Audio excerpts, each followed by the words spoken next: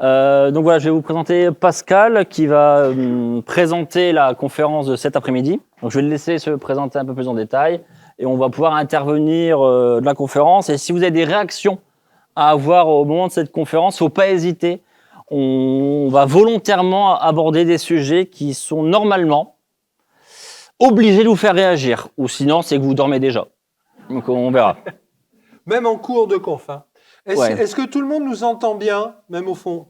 Ça va? Donc on va faire son micro. Allez. Bon, j'ai un peu de métier parce que je suis aussi prof à l'école centrale de Lille. Donc ce matin, déjà, j'avais des... Ils étaient plus jeunes, non? Un petit peu, mais...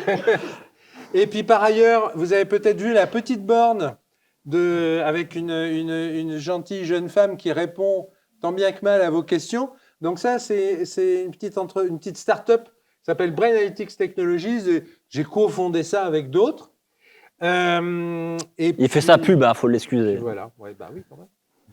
Et puis, il y a longtemps, donc moi j'étais prof, mais il y a longtemps, j'ai eu envie de faire d'autres choses. Et donc, il y a une quinzaine, presque vingtaine d'années maintenant, je suis parti un petit peu dans le privé. Et donc, je m'occupais de l'innovation dans le groupe 3 Suisses International. Vous connaissez 3 Suisses International? Ils sont tous de la génération des catalogues et toilettes. Voilà. Donc, vous voyez, bon. Et juste, alors, pour introduire un peu la chose, à l'époque, moi, mon boulot, c'était de faire un peu d'évangélisation sur le web. De dire, le web, quand même, il faut s'y mettre. Et je me rappelle qu'à l'époque, la vente à distance, vous savez, c'était le catalogue. Et ce qu'on me disait, alors je ne généralise pas, hein, mais des choses que j'ai entendues, c'était, oui, Internet, c'est bien. On a un site web. Ça fait 10-15% des ventes. Le catalogue reste notre ADN. On a le temps. On verra bien ce que ça donne. L'expérience a montré qu'on n'avait pas trop le temps. Je pense que alors, on va en discuter. On peut essayer. Peut-être que ce qui se passe aujourd'hui dans l'IA a quelques points communs avec ce qui s'est passé à l'époque sur le web. Et toute la question, c'est est-ce qu'on a le temps? Je pense. Bah, ça dépend, moi il me reste 2 heures avant j'ai fini ma journée, donc le temps rapide. Hein. Si vous voulez bien, j'aimerais vous parler de 2-3 petites choses. Vas-y, je te laisse. J'aimerais vous parler d'intelligence avec un S. J'aimerais vous parler d'artificiel avec un S. Et j'aimerais vous parler de changement. Peut-être avec un S. Peut-être. On va voir. Alors, les intelligences. Alors déjà, parce qu'on parle d'intelligence artificielle. Déjà, intelligence. L'intelligence, pour moi, c'est une notion qui évolue beaucoup avec le temps. Pour certains, je ne sais pas si vous vous en souvenez, moi, quand j'étais jeune, il y avait l'ORTF, et on voyait des fois des calculateurs prodiges. Alors, il y avait le présentateur qui venait et qui disait « Bonjour Raymond, alors vous êtes calculateur prodige, vous allez pouvoir nous calculer la racine carrée de 32 595. » 43, non, c'est pas bon. Et du coup, il calculait, puis tout le monde était comme ça, on disait « Waouh !» Aujourd'hui, ça n'impressionne plus grand monde, quelqu'un qui calcule vite. Vous êtes d'accord avec ça? Dans les années 2000, et pourquoi ça n'impressionne plus grand monde? Eh bien parce que vous demandez à un jeune, je joue avec mes enfants, enfin, bon, pourquoi, à quoi ça sert? Dans la fin des années 2000, l'intelligence, c'était quoi? C'était de battre Kasparov aux échecs. Vous vous rappelez de ça? Parce que c'était difficile de battre Kasparov aux échecs. Aujourd'hui, et effectivement, on a eu IBM qui a créé un programme qui s'appelait Deep Blue et qui a battu Kasparov aux échecs. Très bien. Il était sur un mauvais jour, il faut l'excuser quand même. Excusez, mais quand même. Et aujourd'hui, sur n'importe quelle machine, vous avez un programme qui bat à peu près n'importe quel grand maître. Donc, ça impressionne beaucoup moins. Vous êtes d'accord là-dessus? Un peu plus tard, en 2017, il y a eu toujours IBM qui a fait un programme qui s'appelait Watson. Ah ouais. Watson, qui a battu des champions de Jeopardy. Alors, je ne sais pas si vous voyez ce que c'est, Jeopardy. C'est un jeu... alors, vous savez, c'est un peu comme question pour un champion inversé. Bon. C'est pas facile. Je ne sais pas si vous voyez un peu l'idée. Question pour un champion. Imaginons juste question pour un champion pour simplifier. Vous devez faire un truc qui répond à des questions. Vous feriez comment? Après, comment? Oui. Non, ça, c'est l'ancienne version de question pour un champion. Ça pourrait. Ça pourrait. Il faut réfléchir longtemps à la question, se la reformuler avant d'y répondre. On devrait faire un programme, je veux dire, un programme. Tout à fait. On pourrait se dire, il faudrait déjà une base. Bon, une base, c'est pas compliqué. Vous savez que Wikipédia, c'est une base ouverte, on peut la récupérer, ça c'est facile. Et puis, il faudrait aller rechercher dans Wikipédia la réponse à la question. Alors, on pourrait chercher par des mots-clés, par exemple, des trucs comme ça. Alors, c'est pas si simple, parce que, vous voyez, si par exemple, je dis, bon, qui a découvert l'Amérique? Je regarde l'article Wikipédia qui correspond à l'Amérique, je dis, bon, ok, Christophe Colomb. Mais on pourrait faire d'autres choses. On pourrait dire à quelle date? On pourrait dire quels étaient les bateaux de Christophe Colomb. C'est pas si simple. C'est-à-dire qu'il faut vraiment analyser la phrase pour dire, ah oui, je cherche qui? Ou je cherche quoi? Je cherche quand? Il faut préciser la question. Il faut préciser la question. Et donc ça, c'est toute une partie de ce qu'on appelait l'intelligence artificielle à un moment donné, qu'on appelle le traitement du langage naturel. Je prends une phrase, vous savez, un peu comme à l'école, je prends le sujet, le verbe, le complément, les subordonnés relatifs, j'essaye de voir ce qu'il y a dans la structure, je fais une requête et j'essaye de classer le mieux possible les réponses. Ça va? Ça, c'est fort. C'est déjà très fort. Mais après, ça a encore évolué. Je ne vais pas tout vous faire, mais on y reviendra. Donc, vous voyez, déjà, il n'y a pas une intelligence, il y a plein d'intelligences et la notion de ce qu'on se dit « ouah, c'est intelligent » évolue. Tout à fait. Deuxième chose, artificielle. Il n'y a pas qu'un seul algorithme. Et alors, je vais vous dire un petit secret, vous ne le répétez pas, surtout à mes cofondateurs, mais intelligence artificielle, c'est purement marketing, hein, on est bien d'accord, hein, ça n'a pas de sens. Par contre, il y a, dans l'histoire de l'informatique, eu plein de choses qui se sont faites. Première chose, ce qu'on appelait les systèmes experts. Je ne sais pas si vous vous souvenez de ça, peut-être pour certains. Moi, je suis trop jeune. Ouais, effectivement. Fin des années 80, c'est l'époque où j'ai fini ma thèse. Fin des années 80, on avait un grand espoir. Quel était l'espoir? Je vous fais une petite anecdote.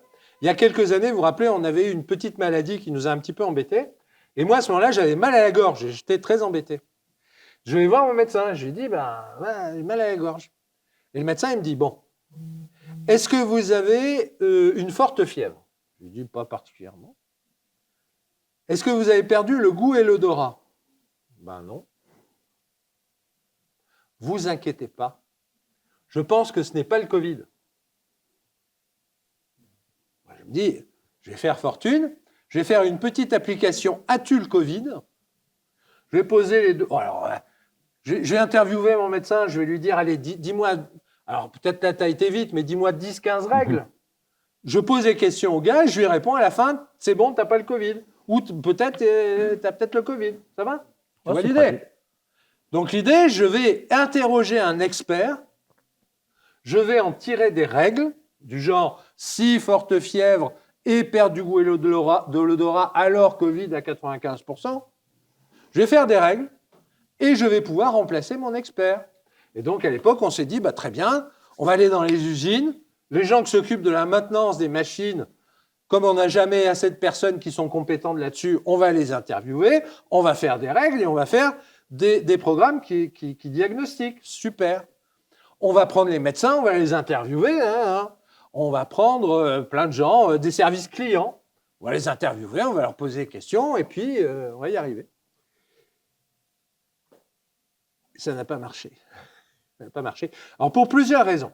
Première raison, quand vous interviewez un expert, je pense que vous êtes tous experts dans un truc. Ouais, tout avance un peu. Les champignons, peut-être, oui. Bon. Si je vous dis, pourquoi tu fais ça? Vous allez me dire 2, 3, 4, 5, 10 choses. Mais au bout d'un moment, vous allez me dire, mais j'en sais rien, moi, qu'est-ce que tu veux que je te raconte? Je le fais parce que je sais le faire. Vous êtes tous d'accord avec ça? Et donc, on avait beaucoup de mal à capturer la connaissance des gens. Et puis, ça prenait du temps, et puis, enfin bon, voilà. Et puis, on avait beaucoup de mal à réussir à donner de bonnes réponses. Je vous prends l'exemple de Watson. Watson, donc après, ils ont fait des systèmes pour le médical. Les ingénieurs d'IBM, je peux vous dire, ils ont fait un boulot incroyable. Ils ont été interviewés, les médecins, ils ont lu Enfin, ils ont fait ingérer à la machine des encyclopédies monstrueuses. Incroyable. Et à la fin, ils avaient un système qui diagnostiquait des maladies, qu'ils voulaient vendre aux hôpitaux. Et ils ont fait des tests. Et les diagnostics étaient corrects dans 70 à 75% des cas. Comme les médecins, à peu près actuellement. Eh bien non. C'était un peu inférieur aux plus mauvais médecins qu'ils avaient. Et vous voyez bien que c'est la limite. Je ne vais pas m'amuser à payer 2 millions de dollars un système qui est plus mauvais que mes gars, même pas spécialistes. En plus, ils sont remboursés par la Sécu. Alors, on aurait pu peut-être. Vous voyez le problème? Et du coup, des fois, il y a de très grands espoirs. Tout le monde dit ça va marcher, ça va être super. Et puis, des fois, ça ne marche pas. Et du coup, fin des années 90, malheureusement, ça tombait au moment où moi, j'essayais de me caser. Bon, ben, bref. Et du coup, on a dit l'IA, c'est nul, ça ne marche pas, faites autre chose. Puis bon, on a progressé. Et ce qui s'est passé il y a une douzaine d'années à peu près, il y a eu l'arrivée de ce qu'on appelait l'apprentissage profond. Apprentissage profond, alors là aussi, je vous le dis, c'est un peu une escroquerie. Hein. Ce qu'on appelle les réseaux de neurones. Ce n'est pas les réseaux de neurones qui sont une escroquerie, c'est le fait d'appeler ça des neurones. C'est quand même assez éloigné des neurones, enfin, vous voyez. Mais bon, l'idée, c'est d'avoir des petits programmes en grande quantité qui communiquent entre eux, un peu comme des neurones, vous voyez. Bon. Et ça a changé énormément de choses. Il y a eu vraiment un avant et un après. Bon. Alors, qu'est-ce qui s'est passé là-dessus quand il y a eu les neurones? Il y a eu plein d'applications qui sont arrivées. Première chose, la vision. La vision, c'est super important quand vous voulez faire, par exemple, vous avez des caméras. Pour les municipalités, on avait fait un petit programme. L'idée, c'est qu'on a des caméras de visiosurveillance et que des fois, il y a beaucoup de caméras, 100, 200 caméras, et on ne peut pas surveiller tout le temps ce qui se passe sur toute la caméra. Et l'idée, c'est de ne pas se dire, il y a quelqu'un qui est en train de se faire attaquer et taper dessus, et je ne le repère pas. Donc l'idée, c'est j'ai quelqu'un qui arrive, qui se fait taper dessus, je remonte une alerte. Donc l'idée, c'est je vais essayer de reconnaître une bagarre, une attaque, une agression. Ça, c'est de la vision. Alors, ce problème-là, typiquement, est un problème difficile. Parce que, bon. Mais, vous voyez bien l'intérêt de ça. Évidemment, dans le médical, aujourd'hui, sur la détection, par exemple, de tumeurs cancéreuses sur des IRM, les programmes de vision sont plus performants, assez nettement plus performants que les radiologues. Il y a moins d'erreurs d'interprétation en fait au niveau des images. Ils peuvent voir des choses, des petites choses qui peuvent passer inaperçues. Okay. Et quand il y a un doute, souvent ils sont meilleurs pour dire ça c'est bénin, ça c'est malin. Donc vraiment, alors c'est pas pour ça qu'il n'y a plus de radiologues. Hein. Quand on parle de est-ce que ça va, alors pour l'instant il y a encore plein de radiologues. C'est ça. Qu'est-ce qu'ils font? Ils l'utilisent comme un outil, c'est-à-dire qu'aujourd'hui, au lieu d'avoir un IRM qui leur donne une image, ils ont un IRM qui leur donne une image et des petits carrés en disant bah, ça c'est rouge, ça c'est vert, voilà. Et donc, si on est daltonien, il y a un truc? Si on est daltonien, je pense qu'on doit pouvoir demander. D'accord. Voilà, donc ça c'est des choses au niveau de la vision qui fonctionnent. On peut détecter des fissures sur des ponts, enfin voilà. Je dirais c'est un problème qui est un peu résolu. Quand on veut détecter quelque chose, voir quelque chose, on y arrive. Il y a des problèmes un peu difficiles. En ce moment, on travaille sur un problème de détection de feux de forêt, vous voyez. Et le problème, c'est pour le SDIS dans le sud, là, dans les Landes. Et un feu de forêt, quand on a des caméras qui sont loin, vous voyez ce que c'est? C'est un toute petite volute. Est-ce que c'est un feu de forêt? Est-ce que c'est de la brume? Est-ce que c'est un feu de cheminée? Est-ce que c'est une usine? Vous voyez, ça reste des choses difficiles. Mais on y arrive quand même. Et donc, aujourd'hui, ça, on sait bien faire. Ça, on sait bien. Deuxième chose, qui est arrivée il y a quelque temps déjà, c'est le texte. Ouais. Comprendre le langage. On en a parlé. Comprendre le langage avec des règles, avec une analyse de la phrase, ça marche jusqu'à un certain point. Vous avez tous vu, il y a quelques années, sur les sites web, ces petits chatbots qui disent « Bonjour, je vais vous aider ». Qui, pour être tout à fait honnête, vous n'êtes pas énormément. Parce que le chatbot, même en analysant la phrase, il a du mal à comprendre la phrase. Il a du mal derrière à avoir les règles qui vont bien. C'est difficile. Et donc, du coup, ce qui s'est passé avec les réseaux de neurones, c'est qu'on est arrivé à comprendre les textes par apprentissage sur des milliers et des millions de textes. Et pourquoi ça a été fait que maintenant, l'apprentissage profond? On n'avait pas la technologie à l'époque, pas la connaissance, mais... Alors, l'idée de faire des programmes qui simulent un neurone, ça a 50 ans, 60 ans. Sauf que ça ne marchait pas très bien. Et donc, la communauté scientifique, on n'est pas toujours visionnaire. Hein. La communauté scientifique a dit, ça ne marche pas. Il y a 3 équipes dans le monde qui ont continué malgré tout à travailler, même si on leur disait, il ne faut pas travailler là-dessus, ça ne sert à rien, tu perds ton temps. Il y a l'équipe de Yann Lequin, L-E-C-U-N, je ne sais pas si vous avez entendu parler de Yann Lequin, un Français qui a travaillé aux États-Unis et qui travaillait pour Xerox. À l'époque, il essayait de reconnaître des chiffres manuscrits sur des chèques, machine Xerox, traitement de chèques. Il y avait une autre équipe au Canada, à Toronto, de Geoffrey Hinton. Et puis, il y avait à Montréal, je suis à Benjo, 3-4 équipes dans le monde qui travaillaient là-dessus. Qu'est-ce qui s'est passé à un moment donné? Ces gens-là ont trouvé des astuces, des modèles un tout petit peu plus performants, mais qui ont tout changé. Les modèles sont devenus soudain performants. Deuxième chose, on a eu plus de data. Forcément. L'arrivée du web a eu un effet de bord qui est qu'on avait une connaissance énorme à disposition. Et troisième chose, on a eu l'arrivée, vous savez, il y a peut-être des gamers parmi vous. Oui, il y en a peut-être quelques-uns qui traînent. Vous savez que pour jouer à des jeux, vous avez besoin de cartes graphiques qu'on appelle des GPU, Graphic Process Unit. Et ces GPU, on peut les utiliser pour taper des extraterrestres, mais on peut aussi les utiliser pour faire des calculs. C'est pour ça qu'à Nvidia, il fallait acheter les actions parce qu'ils ont fait x1000 au niveau des... Exactement. Et du coup, ces 3 choses-là ont fait que, il y a eu une explosion énorme de ce genre de technique. Mais quand je dis ce genre de technique, même quand on parle d'apprentissage profond, il y a plein de choses. Je parlais de vision, langage. Alors, ce qui s'est passé en plus, alors, je rentre 2 minutes dans un peu de technique. Imaginez, on discute. Et puis, je te dis à un moment donné, ah tiens, j'aime pas du tout, je suis intolérant au gluten. Je suis intolérant. Bon, très bien. Puis à midi arrive, et puis je vais à la petite crêperie, là, et je dis, je vais me prendre une bonne crêpe beurre-sucre. Pour le gluten, c'est pas top, hein, tu sais. Je t'aurais proposé plutôt le Pokéball à côté, c'est plus sympa, il y a moins de gluten. Mais ça, parce que toi, t'es humain, et tu te souviens qu'il y a une demi-heure, on a parlé de ça, et que je t'ai dit que... Alors, c'est pas vrai, hein, j'aime bien le gluten. Mais enfin, bon, c'est un exemple. Les IA avaient beaucoup de mal à faire ça. Les IA, vous savez, c'était une sorte de poisson rouge, vous savez, Dory, là, dans Nemo. L'oubliez.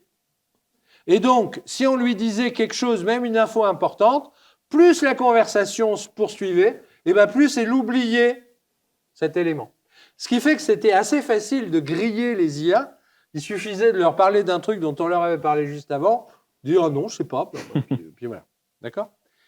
Ce qui s'est passé, c'est qu'il y a eu un article scientifique des chercheurs qui ont publié un papier sur ce qu'on appelle le mécanisme d'attention. Vous savez, les élèves, ils peuvent faire attention à ce qu'on leur dit. L'attention, c'est quoi ? C'est que dans tout le contexte de notre conversation, l'IA, lorsque je lui parle de crêpes, elle va chercher dans tout le contexte des choses qui se rapprochent de crêpes. Et si elle trouve gluten, elle va dire « Ah tiens, gluten, crêpes, ça se rapproche ». Et là, elle va porter une attention sur la partie de la conversation où j'ai parlé de gluten. Et elle va me dire « Ah bah oui, mais tout à l'heure, tu m'avais dit que… » Ça va ? Ça peut sembler tout bête. Mais ça, c'est à l'origine d'un modèle qu'on appelle le modèle Transformer, qui n'a rien à voir avec Optimus Prime. Ouais, c'est ce que j'étais en train de réfléchir. Les Decepticons, ils arrivent après. C'est ça. Donc, Transformers. Et quand on parle de GPT, ChatGPT. GPT, c'est General Pre-trained Transformer. Donc, ce modèle dont je vous parle. Pourquoi Pre-trained ? Eh bien, parce qu'il est pré-entraîné sur à peu près 1000 milliards de mots. Donc, des textes qui représentent 1000 milliards de mots, c'est-à-dire l'ensemble du web. Ça va ? Ça a été vraiment le gros changement qu'il y a eu avec ce qu'on appelle aujourd'hui les grands modèles de langage. Donc, vous avez compris, modèle de vision, réseau de neurones convolutifs. Les textes, aujourd'hui, ce qu'on appelle des grands modèles de langage, les modèles transformers, ça va ? Et puis d'autres choses. Il y a des choses qui se passent aujourd'hui dont on parle moins. Je vous donne deux, trois petits exemples. Première chose, vous avez peut-être entendu parler d'un modèle chinois qui s'appelle DeepSeek R1. Oui. Vous savez que ça fait un gros foin parce que, évidemment, OpenAI, qui est dit ChatGPT, je pense que tout le monde a joué un peu avec ChatGPT, OpenAI a levé des centaines de milliards pour payer des heures calcul sur des GPU et ça a coûté très cher. Et là, il y a des Chinois qui viennent. Alors, ils ont un tout petit peu triché puisqu'ils ont évidemment repris des modèles qui étaient déjà publiés, notamment par Meta. Bon, très bien. Mais n'empêche qu'ils les ont améliorés. Et comment ils les ont améliorés ? Eh bien, au lieu de faire de la puissance brute, ils ont mis ce qu'on appelle du raisonnement. Et là, ça commence à devenir vraiment intéressant par rapport à ce qui se passe aujourd'hui. Sauf pour les actions d'NVIDIA qu'ils ont coulées juste après. Hein, donc, oui, mais ça, elles vont remonter, t'inquiète pas. Ouais. Mais le truc, c'est que... Alors ça, c'est vraiment super intéressant, ce qu'on appelle l'apprentissage par renforcement. Quelle est l'idée ? Il faut imaginer que les programmes sont des petits agents qui cherchent à apprendre, non pas à voir quelque chose ou à entendre quelque chose, mais à avoir un comportement, à réagir. Imaginez, vous avez des petits bonshommes bleus, des petits bonshommes rouges et ils jouent à cache-cache. Et l'idée, c'est que les petits bonshommes bleus doivent se cacher et pas se faire attraper par les petits bonshommes rouges, ça va ? Donc, ils doivent avoir des comportements qui leur permettent d'agir de manière maligne. Et il y a une notion importante qui est la notion de récompense. C'est-à-dire que quand vous n'êtes pas fait attraper, vous avez une récompense si vous êtes bleu. Quand vous avez attrapé les bleus, vous avez une récompense si vous êtes Forcément. rouge. D'accord ? Un peu comme Pac-Man. C'est ça, exactement. Exactement. Et donc, l'idée, c'est que le programme va petit à petit, avec cette notion de récompense, apprendre à avoir les bonnes actions pour gagner. On parlait de Pac-Man, évidemment. Eh bien, on peut très bien simuler un jeu de Pac-Man et faire jouer la machine à Pac-Man. Vous allez me dire, ce n'est pas très impressionnant. Ce qui s'est passé il y a quelques années, 8 ans, c'est que la machine a réussi à gagner un jeu qui s'appelle le jeu de Go. Je ne sais pas si vous connaissez le jeu de Go. Vous savez, c'est le jeu japonais avec des pierres blanches et noires, très zen, vous savez. Alors, le problème, c'est que le jeu de Go, il y a tellement de possibilités, puisque votre pierre, vous pouvez la poser n'importe où. Complètement différent des échecs. Les échecs, à chaque fois, vous avez quelques coups possibles, mais pas tant que ça. Non, c'est... Au Go, c'est impossible de se dire, tiens, si je fais ça, il va faire ça. Non, on ne peut pas. Ouais, c'est un des jeux les plus durs du monde, il me semble, le jeu de Go au niveau de la stratégie. Oui, et les champions de Go, c'est presque, c'est presque un peu mystique, je ne sais pas si tu vois. C'est zen, quoi, hein, un peu bon. Et presque, c'est de l'intuition, c'est de l'inspiration, c'est pas de la réflexion analytique. Et donc, à cette époque-là, tout le monde disait, c'est pas possible. La machine n'a pas d'intuition, n'a pas de créativité, n'a pas de manière de jouer des coups géniaux. Et la machine a gagné avec ce principe, donc je vous expliquais, de renforcement. Et ça, ce qui se passe est très étonnant. Très étonnant. Si vous regardez un peu sur YouTube, je ne sais pas si vous intéressez, ou sur des sites, vous vous intéressez par exemple aux échecs. Vous avez des parties épiques entre donc AlphaGo, qui est l'IA par renforcement, et Stockfish, qui est la vieille IA, vous savez, bien bourrin, qui regarde tous les coups aux échecs. Et il joue. Et à un moment donné, on a AlphaZero qui joue un coup, il perd un fou. Quand je dis il perd un fou, ce n'est pas un sacrifice. Ce n'est pas je perds un fou pour gagner autre chose. Il perd le fou. Il perd le fou. Il continue à jouer. Il perd 2 pions. Alors, je peux vous dire que même Magnus Carlsen contre Stockfish, il est foutu. Et la machine gagne. AlphaZero gagne. Contre toute attente. C'est-à-dire que, en fait, la machine, elle n'a pas les a priori qu'on aurait, nous, Parce que, mine de rien, quand on apprend à jouer aux échecs, on vous dit, faut pas perdre une pièce comme ça. C'est pas bien. Lui, on lui a pas dit, s'en fout. Il dit, je perds la pièce, mais je suis bien, je suis content. Et il gagne. Vous voyez ce que je veux dire?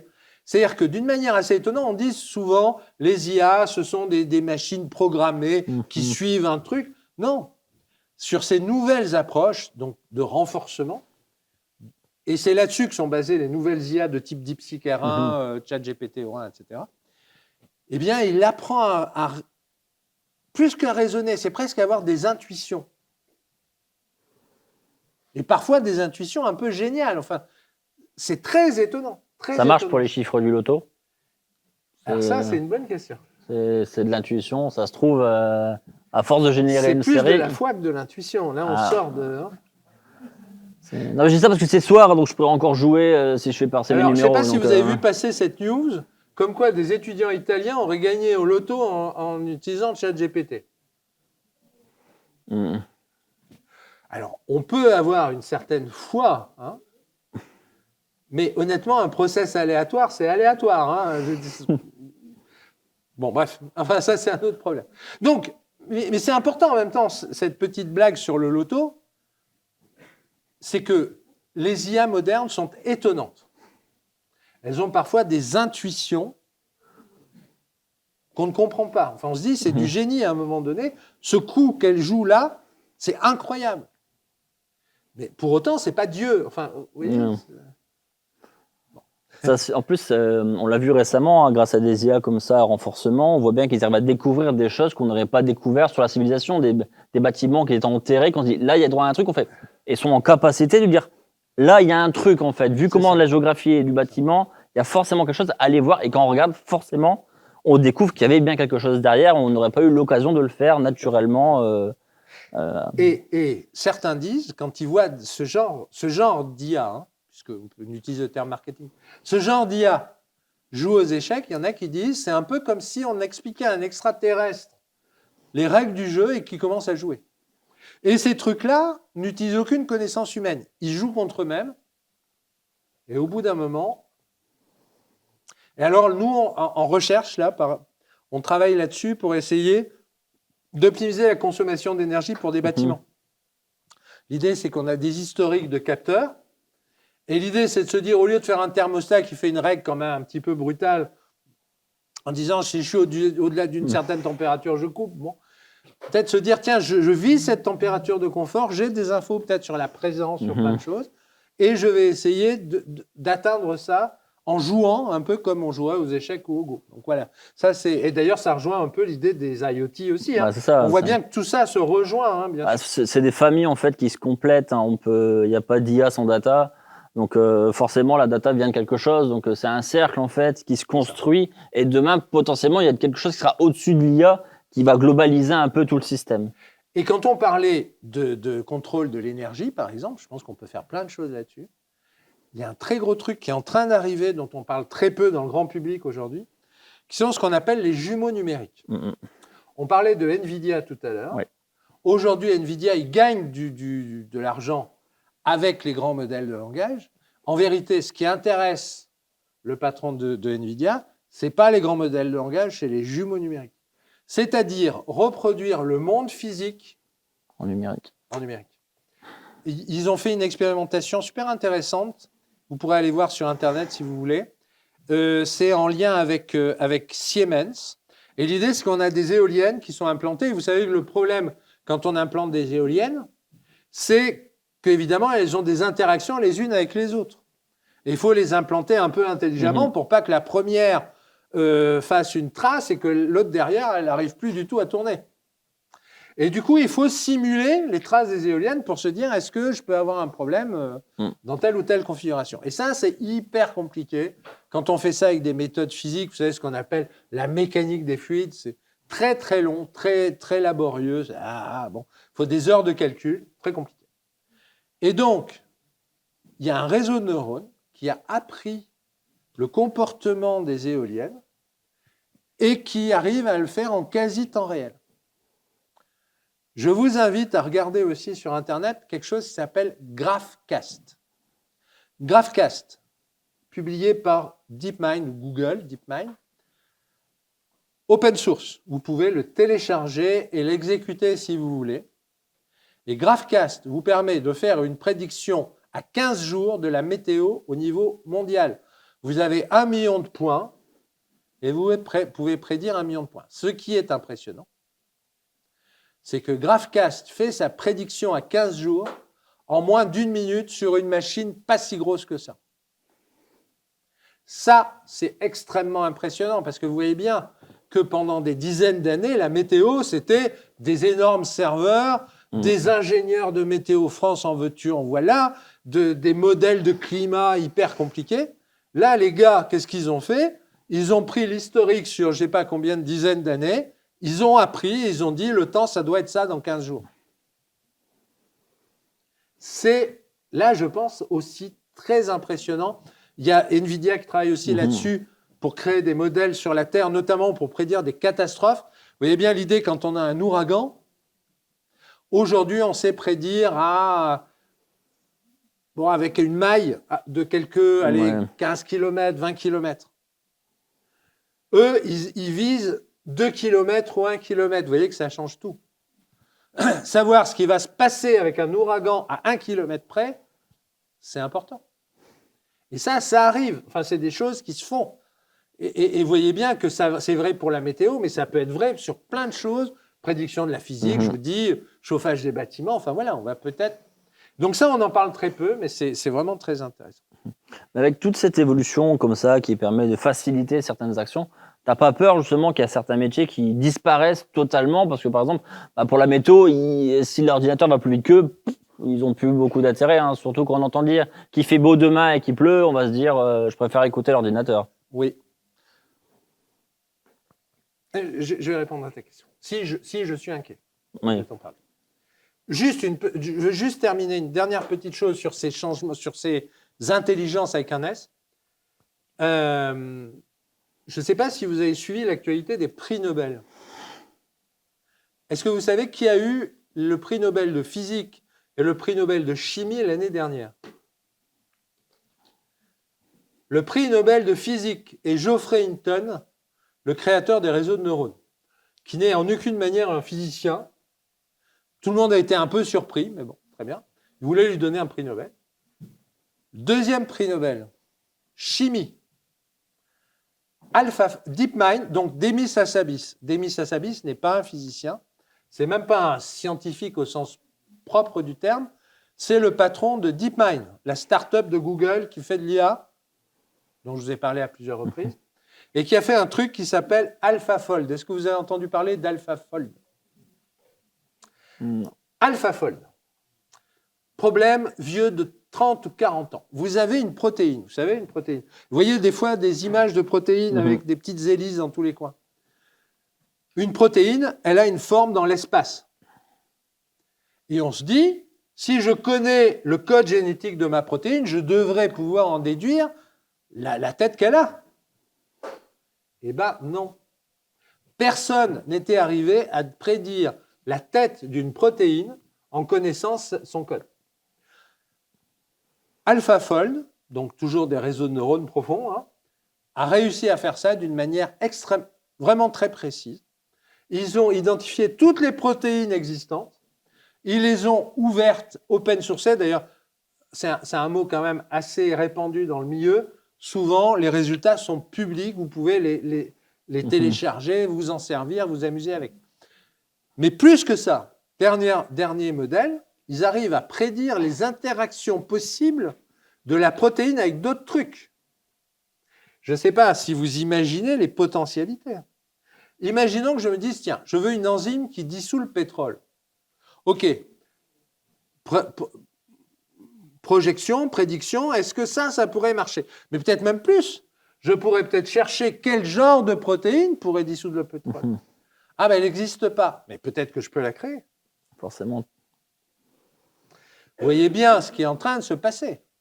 C'est que ce truc-là est en train de complètement, on ne le sait pas encore, si vous devez investir, alors regardez un peu, complètement révolutionner le marché de la pharmacie et de la chimie.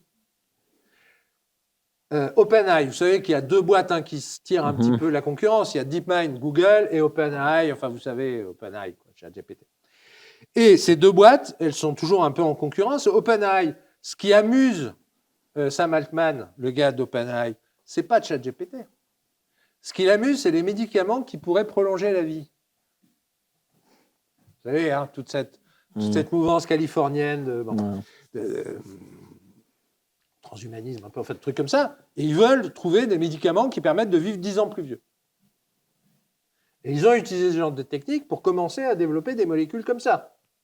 Et ils ont annoncé qu'ils avaient un truc qui marchait à peu près. Vous voyez qu'on est sur des choses qui dépassent largement le fait de dire à ChatGPT, fais-moi ma dissertation de philo. Même si. Oui. Et donc, pour reprendre ta question, troisième partie, les changements. Moi, je suis prof et j'ai des étudiants qui sont des élèves ingénieurs. Il y a 30 ans, quand les robots sont arrivés, les robots, ils concurrençaient les gens qui peignaient les voitures et qui soudaient des pare-chocs. Vous êtes d'accord là-dessus? Aujourd'hui, les IA qui arrivent concurrencent les professions intellectuelles. Enfin, concurrence. Touche. Moi, je suis persuadé que mes ingénieurs, dans 3 ans, n'auront pas le même métier qu'aujourd'hui. Je travaille un peu en dehors de mon boulot de prof, je fais des petites choses. Je développe un peu de code. Le développement de code informatique, moi, je vais 5 fois plus vite, au moins. Il y en a qui vont 10 fois plus vite. Ça dépend ce qu'on fait. Mais vous imaginez bien qu'un ingénieur informaticien qui travaille pour une entreprise, on peut être dans une vision optimiste des choses. Moi, je pense que ce qui va se passer, bien sûr, c'est que les entreprises ayant des gens qui développent 10 fois plus vite vont permettre à ces gens de se former, de profiter de la vie, de lire de la philosophie. Ouais, alors c'est pas trop le monde des bisounours, non? Ou pas, non. Donc il est possible aussi qu'ils aient besoin de 10 fois moins d'ingénieurs. Il est possible aussi qu'ils aient 10 fois plus de travail. On ne sait pas. Vous vous rappelez, quand il y a eu la robotisation, la France a eu une position assez conservatrice en disant « Ah oui, il faut préserver les emplois, on ne veut pas de robots ». Résultat des courses, les 2 pays qui ont robotisé, c'est-à-dire l'Allemagne et le Japon, c'est ceux qui ont le moins tué d'emplois. Donc tout ça se discute. Ce que je dis par contre, donc je ne sais pas si ça va tuer des emplois. Ça va peut-être les changer, non? Les modifier. Ce dont je suis sûr, c'est que mes ingénieurs n'auront pas le même boulot. Et moi, ça me pose question, est-ce que ça a du sens que je continue à faire la même cour alors que je sais très bien qu'ils n'auront pas la même chose? Qu'est-ce que je dois leur dire sur tout ça? L'autre jour, je leur faisais faire un petit exposé. On va faire un petit exposé sur l'IA, justement. Évidemment. Les 3/4 m'ont fait des trucs ChatGPT, évidemment. Moi, ça ne me dérange pas. Sauf si je leur pose une question et qu'ils me disent, voilà, le modèle YOLO est un modèle qui permet un ancrage dynamique avec un réajustement en temps réel. Super, c'est quoi ancrage? Je ne sais pas si vous voyez ce que je veux dire. Si l'étudiant se sert d'un outil pour aller plus vite, pour rédiger des choses qui sont un peu pénibles, un rapport de stage, bon, ça ne me dérange pas. Mais évidemment, il faut qu'il puisse répondre aux questions que je lui pose. Vous voyez bien, transcription dans le domaine des administrations. Il y avait un papier que j'ai envoyé à Pierre, très intéressant, d'un gars qui travaille aux douanes, avec des réflexions très intéressantes là-dessus. Imaginons que vous deviez rédiger un appel d'offres. Quoi de plus pénible? Alors, il y a 2 choses à peu près également pénibles, je pense. C'est rédiger l'appel d'offres et c'est rédiger la réponse à l'appel d'offres. Je pense qu'on est d'accord. C'est horrible, quoi. Bon. Alors, s'il y a bien un truc que l'IA peut aider à faire, c'est bien ce genre de choses. Évidemment, il faut que les points importants soient maîtrisés. Forcément. Vous êtes d'accord? Totalement, oui. Si on ne maîtrise pas le sujet, comment on abat l'IA, ça se voit tout de suite de toute façon. C'est ça. Mais entre mettre 10 jours pour rédiger un appel d'offres de 30 pages et mettre une journée à bien spécifier ce qu'on veut et à le relire, c'est quand même pas la même chose. On est bien d'accord que le métier change. Pareil pour une boîte. Elle va répondre en disant des choses si possible intelligentes et adaptées à ce qu'on lui demande. Maintenant, le formalisme de 30 pages de réponse, honnêtement, je ne sais pas ce que vous en pensez. Bon. Donc, ce que je vous dis, c'est que ça peut être... Bon, alors, donc il y a plusieurs questions quand même par rapport à ça. Première question, la confidentialité. Imaginons que vous ayez un dossier un peu délicat pour un administré. Vous prenez le cas, et vous le copiez-collez, et vous demandez à ChatGPT un avis juridique. Ça veut dire quand même que si vous ne faites pas attention, vous allez balancer le nom de la personne, sa situation, etc., sur un truc qui est basé aux États-Unis. On connaît la loi américaine, hein, vous savez que la loi américaine, bon. La NSA, elle a le droit de prendre les trucs. Ouais, c'est pas... Ce qui n'est pas incontournable. Évidemment, on peut installer des IA en local, on peut faire plein de choses. Mais il faut faire attention, évidemment, à des aspects de confidentialité. Des aspects aussi d'explicabilité. Imaginons que vous ayez une IA qui vous aide à accepter ou refuser des permis de construire. Ouais, il faudrait savoir pourquoi elle a choisi telle ou telle personne. Si vous dites non, il vaut mieux être capable de l'expliquer à votre administrateur. Alors, les IA modernes arrivent un peu à expliquer, mais vous voyez, enfin, il faut faire gaffe à ce genre de choses. Et puis, il y a évidemment les hallucinations. Si je reprends mes chers étudiants, une des choses auxquelles je les forme, c'est à se baser sur des documents solides. Parce que, évidemment, si vous dites à l'IA, trouve-moi des documents qui me parlent de ça, soit il va en trouver, il va vous les donner, soit il ne va pas en trouver. Et lui, vous savez, il est très pudique. Il a horreur de dire « j'ai pas trouvé ». Et donc, il va vous faire plaisir, il va en inventer joyeusement. Mais alors, des trucs qui ont vraiment... mais tout à fait vraisemblables. Moi, je lui dis, par exemple, fais-moi un état de l'art sur tel problème scientifique. Le gars, il va me trouver des articles avec des auteurs, Juan Lee, machin, etc., avec un titre formidable. Je recherche le papier parce que ça m'intéresse. Il n'existe pas. Donc, évidemment, il faut savoir se servir de ce genre de choses, partir de documents qui existent et éventuellement demander à l'IA de faire une synthèse. Ça, elle sait très bien le faire. Vous voyez ce que... Donc, évidemment, il y a des points durs, il y a des points d'accroche. Néanmoins, je pense que si sur plein de tâches, on met 5 à 10 fois moins de temps, je pense qu'inévitablement, les métiers vont changer. J'aurais espéré qu'on en liquide 5 à 10%, moi. Non, je pense que tu vas en... J'aurais négocié pour récupérer le salaire en plus, en fait, si je les enlève. C'est une vraie question. Parce que ça va le faire. Hein. C'est une vraie question. Moi, mes clients n'ont pas tout à fait compris que je mettais 5 fois moins de temps pour faire les dossiers. Il faut garder le secret. Faut pas leur dire, hein. Dites-leur pas. Mais ça va finir par se savoir. Ils vont finir par comprendre. Même si ce que je leur fournis, je pense, est toujours de qualité. Hein. D'accord. Mais tu maîtrises le sujet. Oui, mais je vais plus vite. Et tout le monde va aller plus vite. Vous allez aller plus vite dans 1 an, dans 2 ans. Et puis les IA vont s'améliorer. Aujourd'hui, on est au tout début. Je vous rappelle que la toute première ChatGPT, c'était il y a 2 ans. C'était il y a 2 ans. Imaginez que dans 2 ans, alors on se pose la question de ce qu'on appelle l'IA générale. Ouais. Qu'est-ce que c'est que l'IA générale? C'est que l'IA arrive à faire à peu près aussi bien que la plupart des spécialistes de la question. Je pense que c'est atteignable. Dans le code, je pense qu'on n'en est vraiment pas loin. Je pense que dans le code, honnêtement, moi j'ai l'impression, quand je fais du code avec une IA, un peu d'avoir une équipe pour l'instant, vous savez, comme dans le temps, on avait des programmeurs offshore, vous savez, donc, qui étaient pas hyper pointus, mais qui travaillaient. Un cargo de chinois derrière ton jardin. À l'île Maurice, il y avait l'Inde, etc. Enfin, vous savez. Et là, aujourd'hui, j'ai un peu l'impression d'avoir une équipe de 4-5 gars comme ça. Il n'est pas impossible que demain, j'ai des ingénieurs, voilà. honnêtement, et ça c'est vrai pour la rédaction des appels d'offres, c'est vrai pour la détection de fumée d'incendie, c'est vrai pour plein de choses.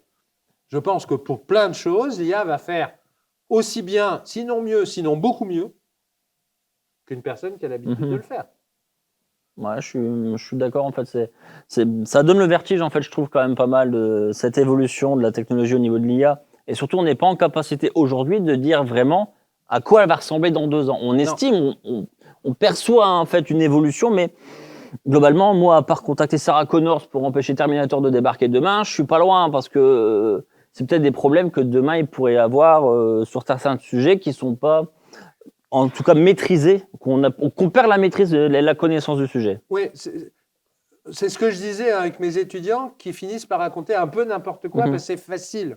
Ah, c'est ça. Donc, moi, j'aurais moins peur d'un Terminator parce que, comme je vous le disais, les IA n'ont pas du tout. Elles sont de moins en moins anthropomorphiques. Comme elles s'entraînent par elles-mêmes, alors évidemment, elles s'entraînent sur du capital encore très humain, hein, mais finalement, leur raisonnement est très particulier à elles-mêmes. Et du coup, on est surpris par leur mode de raisonnement. Et donc, je pense que le danger ne vient pas de ce que pourrait faire une IA qui ressemblerait à un humain qui aurait envie de pouvoir. On s'en fiche. Hein, elle. Ouais. Par contre, qu'on perde une partie d'esprit critique. Moi, je pense, voilà, mes ingénieurs, je pense que si je dois les former à quelque chose dans les prochaines années, c'est à l'esprit critique. C'est à regarder les choses avec recul. Je pense, vous allez voir, dans votre pratique. Vous voyez bien, par exemple, on a une captation vidéo. Vous voyez bien qu'aujourd'hui, les outils de type Premiere, Photoshop, etc., il y a quand même des choses extrêmement impressionnantes. Que ce soit pour effacer des choses. Ouais. Bon, voilà. Vraiment, aujourd'hui, et ce que je vous dis, c'est qu'il y a un foisonnement qui dépasse de loin le simple modèle de langage qui permet de rédiger l'appel d'offres. Je vous dis, ça va être dans le médical, ça va être dans la pharmacie, ça va être dans la simulation des éoliennes, dans le contrôle de l'énergie. Enfin voilà. Il y a énormément de modèles, de foisonnement, de recherches sur tout ça, qui sont toutes extrêmement... Enfin, moi, je suis très impressionné. Ça fait à peu près une dizaine d'années que je me suis remis à cette nouvelle IA, quoi. Et chaque année, je me dis, mais c'est pas possible, quoi. Incroyable. Ouais, alors que pendant des années, vous savez, la science, souvent, c'est des petites choses, quoi. Et là, on a l'impression que chaque année, on a des choses qui vont loin, quoi. Ouais, ça a bien évolué, je suis d'accord. C'est vrai que ça...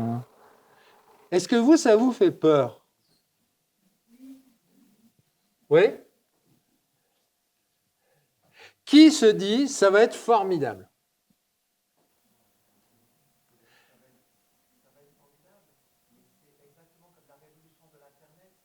Exactement.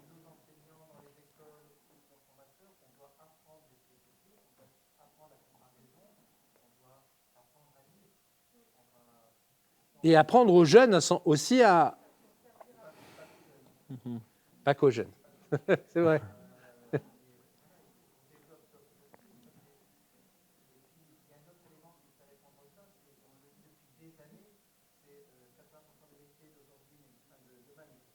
Oui.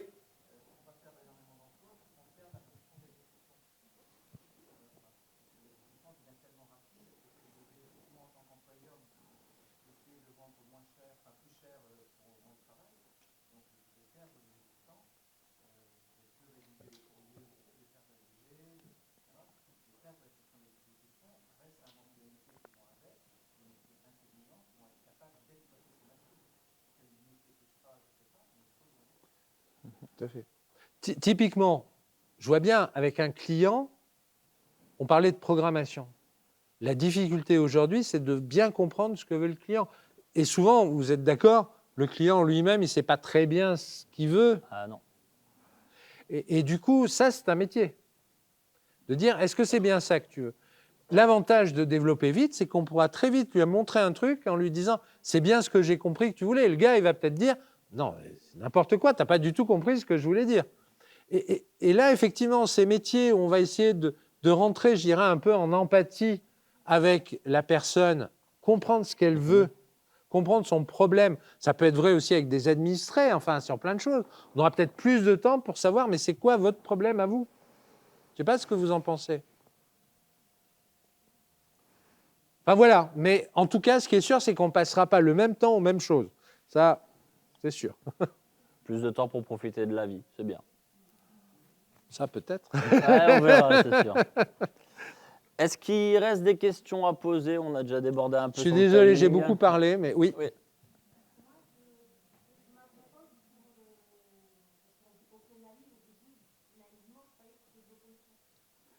Oui.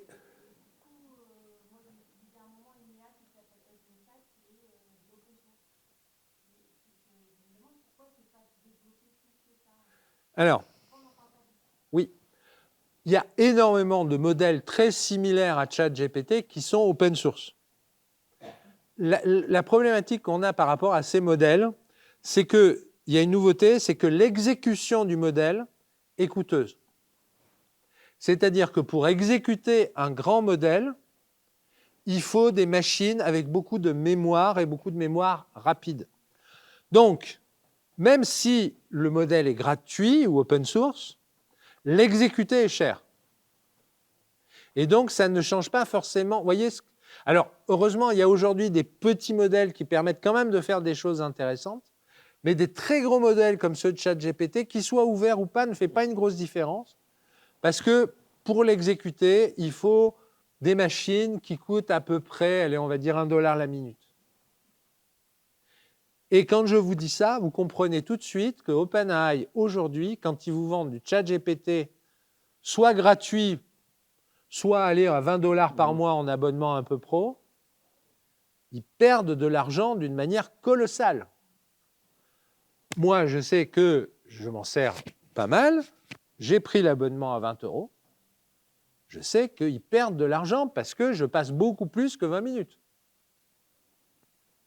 Donc, on est sur un modèle qui est fragile aujourd'hui, où les entreprises, que ce soit OpenAI, que ce soit Meta, que ce soit d'autres, payent pour vous fournir un service plus que gratuit en vérité, pour vous accrocher, pour gagner. On sait bien ce qui se passe dans ce genre de choses, ce qui s'est passé avec Google. On ne va pas avoir 18 modèles qui vont survivre. On va avoir 1 ou 2 modèles. Et donc, ce qu'ils sont en train de faire, c'est qu'ils sont en train d'acheter le fait de devenir le modèle dominant. Et quand ils seront le modèle dominant, je pense que vous allez payer plus cher.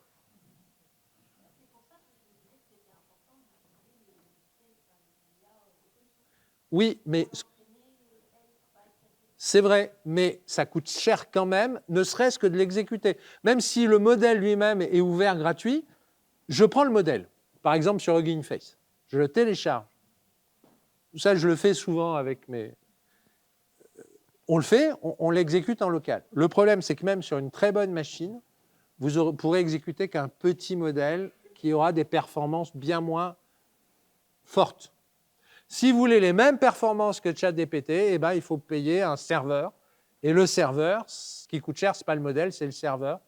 Et le serveur, l'exécution coûte très, très cher.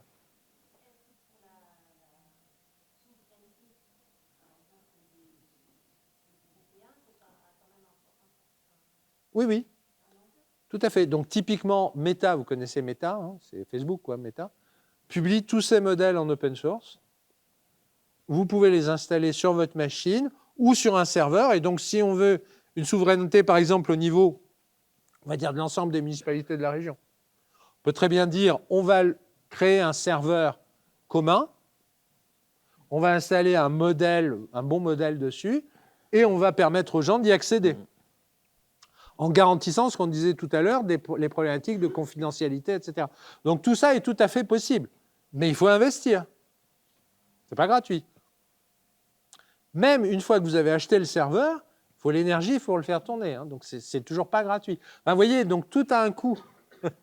Et donc, effectivement, s'il y a une volonté de faire quelque chose au niveau national, régional, local, c'est tout à fait possible. On peut tout à fait avoir des modèles ouverts, on peut tout à fait garantir la confidentialité des données, il suffit de le vouloir. Alors, il y a plusieurs initiatives dans ce sens, hein, mais Toujours un problème d'investissement. Qui paye? Parce que, je vous répète, même si le modèle est gratuit, l'exécution coûte de l'argent. On a le temps de prendre une dernière question s'il y en a une. Désolé. Non, c'est pas grave, c'est mieux. Oui.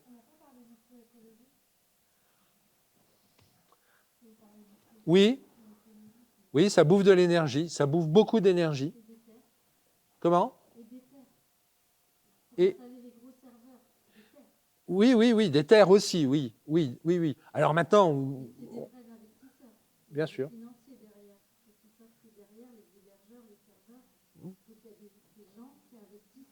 Évidemment.